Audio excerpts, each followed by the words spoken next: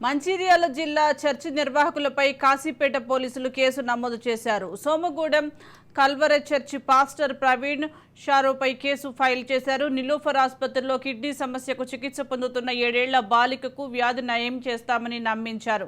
దీంతో బాలికను హైదరాబాద్లోని కల్వరీ చర్చ్ మిరాకిల్ హీలింగ్ షోకు బాలిక తల్లి తీసుకువచ్చింది. ఈ క్రమంలో బాలికను బలవంతంగా నడిపించారని తల్లి చెబుతోంది. వీడియోను సోషల్ మీడియాలో చర్చి నిర్వాహకులు అప్లోడ్ చేశారు. దీంతో లీగల్ కమ్ ప్రొబేషన్ అధికారి ఆర్ శ్రీనివాస్ ఫిర్యాదు మేరకు పోలీసులు కేసు నమోదు చేశారు.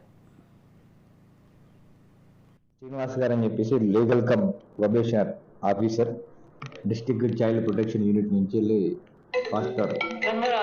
పాస్టర్ ప్రవీణ్ గారు మరియు అతని భార్య శరణ్లపై వాళ్ళు మిరాకిల్ హీలింగ్ షోలు నడుపుతున్నట్టు దీన్ని నమ్మి చాలామంది ప్రజలు హాస్పిటల్ ట్రీట్మెంట్ తీసుకోకుండా ఇక్కడికి వచ్చి వీళ్ళు ప్రేయర్ చేస్తే తగ్గుతాయనే వీళ్ళు వచ్చి ఇక్కడికి ప్రేయర్ చేసేవాళ్ళు.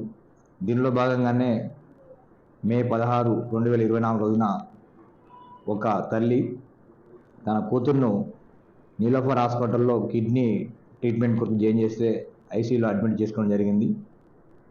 15 రోజుల వరకు ట్రీట్మెంట్ జరిగింది. ఆ అమ్మాయికి తగ్గపోయేసరికి వీళ్ళే అక్కడి నుంచి వెళ్ళి తల్లి వాళ్ళ కూతురిని తీసుకొని మా కూతురుకు తగ్గదని చెప్పేసి ఈ కల్వరి చర్చి పాస్టర్ ప్రవీణ్ గారు సంప్రదించి హైదరాబాద్లోని కల్వరి చర్చిలో వీళ్ళు ప్రేయర్ చేయడం జరిగింది. దీని మీద ఎన్సీపీసీఆర్ వాళ్ళు కాగ్నిజెన్స్గా కేసు తీసుకొని